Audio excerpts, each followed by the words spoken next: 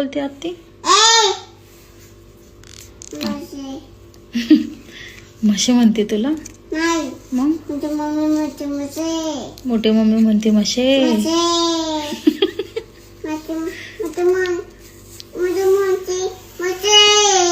अशी म्हणते. बाबांना नाव सांगू आपण. आपण बाबाला मोठी मोठी मोठी मोठी मम्मी दादीची मला. होय, मोठी मम्मी दादीची मला. मग तू पप्पाला का नाही सांगितलं? काय म्हणते मोठे पप्पाला? मग काय म्हणले मोठे पप्पा?